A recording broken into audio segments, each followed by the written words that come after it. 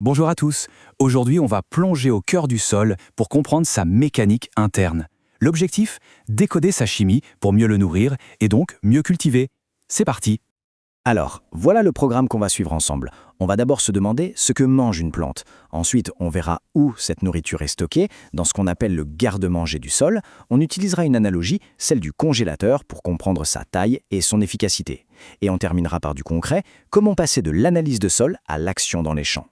Bon, première étape, et c'est la base de tout. Avant de parler de fertiliser ou d'amender, il faut se poser la question la plus simple qui soit. De quoi nos cultures ont-elles vraiment besoin pour se développer? Qu'est-ce qu'il y a à leur menu? Ça a l'air tout bête comme question, pas vrai? Et pourtant, la réponse est absolument fondamentale. C'est en comprenant de quoi une plante est constituée qu'on va comprendre ce qu'on doit lui apporter. Alors, regardons ça de plus près. La grande majorité de la masse d'une plante, plus de 90%, c'est du carbone, de l'oxygène et de l'hydrogène. Ça, c'est facile, ça vient de l'air et de l'eau. Mais, et c'est là que ça devient crucial pour nous, tout le reste. L'azote, le potassium, le phosphore, tous ces minéraux essentiels, eh bien leur seule source, c'est le sol. D'accord, donc le sol, c'est le grand restaurant des plantes. Mais la vraie question, c'est comment ce garde-manger fonctionne-t-il? Comment le sol fait-il pour retenir ces nutriments et les empêcher d'être emportés par la première pluie venue? Le secret, il a un nom un peu technique, le complexe argilo-humique, ou CAH. Pour faire simple, il faut s'imaginer ça comme un aimant ultra puissant à l'échelle microscopique qui se forme entre l'argile et l'humus. Cet aimant a une charge négative et il va donc attirer et retenir tous les éléments nutritifs qui ont une charge positive. Et il se passe une sorte de danse permanente. D'un côté, le CAH va absorber, c'est-à-dire capter et fixer les nutriments pour les mettre en réserve, et de l'autre, il va les désorber, c'est-à-dire les relâcher dans l'eau du sol au moment où les racines en ont besoin. C'est un système de stockage et de distribution hyper efficace. Allez, maintenant, on aborde un concept absolument central en agronomie, la capacité d'échange cationique, la fameuse CEC. Et pour que ce soit bien clair pour tout le monde, on va utiliser une image, une analogie, qui, je pense, va bien vous aider.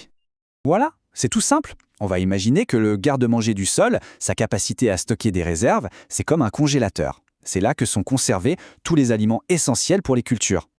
Et donc la CEC, cette capacité d'échange cationique, qu'est-ce que c'est? Eh bien, dans notre analogie, c'est tout simplement la taille du congélateur. Certains sols ont un énorme congélateur-coffre très spacieux, alors que d'autres ont juste un petit compartiment à glaçons. Et ça illustre parfaitement la réalité du terrain. Un sol argileux ou riche en humus, c'est le gros congélateur, celui qui peut stocker une grande quantité de nutriments sur le long terme. A l'inverse, un sol sableux, pauvre en matière organique, c'est le petit congélateur. Sa capacité de stockage est très limitée. Et regardez-moi ces chiffres, c'est vraiment parlant. On voit que les argiles ont déjà une bonne capacité de stockage. Mais alors l'humus stable, c'est le champion toute catégorie. Sa capacité est immense. C'est pour ça qu'on insiste tant sur l'importance de la matière organique. C'est elle qui permet d'agrandir la taille de notre congélateur. Bon, avoir un grand congélateur, c'est une chose, c'est super. Mais la vraie question, c'est qu'est-ce qu'il y a dedans? Est-ce qu'il est plein de nourriture de qualité ou est-ce qu'il est juste envahi par une épaisse couche de givre qui prend toute la place? Alors, la première chose qu'on regarde, c'est la saturation. Ça, c'est la partie intéressante. C'est la nourriture qui est réellement stockée dans le congélateur. C'est le calcium, le magnésium, le potassium, bref, tous les éléments qui sont directement utiles pour la plante. Et en face de la nourriture, il y a l'insaturation. Et ça, c'est le givre. Imaginez cette couche de glace qui s'accumule sur les parois d'un vieux congelot. Elle est là, elle occupe de l'espace de stockage précieux, mais elle est complètement inutile. Elle n'apporte aucune nutrition. C'est de la place perdue. Donc pour qu'un sol soit vraiment fertile et performant, l'objectif est clair, on veut un congélateur qui soit rempli au minimum à 88% de nourriture, et donc qui n'ait pas plus de 12% de givre. C'est vraiment ce ratio idéal qu'on cherche à atteindre pour une fertilité optimale. Ok, toute cette histoire de congélateur, de nourriture et de givre, c'est bien beau, mais concrètement, sur le terrain, comment on s'en sert? Comment on passe de ces concepts de laboratoire à des décisions pratiques dans nos champs? Eh bien, ça se passe en 3 temps. D'abord, il faut analyser. Faire une analyse de sol, c'est comme faire l'inventaire de son congélateur. On mesure sa taille, la CEC, et on regarde ce qu'il y a dedans.